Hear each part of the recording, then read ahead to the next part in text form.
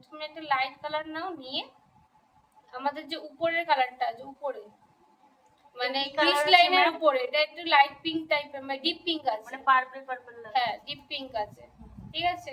কালারটা নিয়ে আমি ক্রিস লাইনের উপরটাই অ্যাপ্লাই করে দিলাম।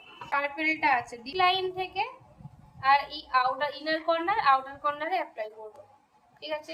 ক্রিস লাইন কোনটা? এইটা যেখানে আমাদের চোখটা ঢুকে যায় তাকালে, ওই জায়গাটা ইনার কর্নার আর আউটার কর্নারে অ্যাপ্লাই করব। একটা জিনিস দেখো, আমি কিন্তু কালারটা দিচ্ছি এইটার এরম ভিতরে যাচ্ছে, অন্যরা কি করছে এইখানে দিচ্ছে, যেটা এর বাইরে চলে আসছে।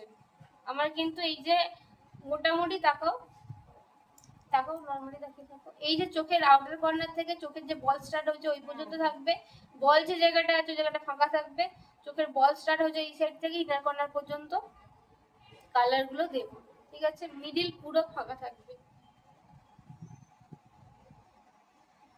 যদি তোমার মনে হয় এই জায়গাটায় যে ডিপটা চাইছি সেই ডিপটা আমি পাচ্ছি না, তখন কি করবে, আমাদের যে ব্রাউন শেডটা থাকে এটা শেষ হয়ে গেছে, এই যে ব্রাউন ক্রিস লাইনে অ্যাপ্লাই করবে। দেখো ডিপ আসছে, যতটা না ডিপ ছিল আরো ডিপ আসছে, আমাদের এই ক্রিস লাইনটা ডিপ চাই, ঠিক আছে। এটা আউটার কর্নারে একটু দিয়ে দাও, ইনার কর্নারে একটু দিয়ে দাও, ব্যাস।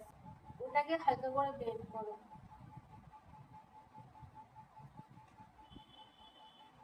হলো? এটা এর মধ্যেই থাকবে, এর বাইরে নাকের এই পাশে আসবে না, চোখে কানি এই, ঠিক আছে, করতে পারো।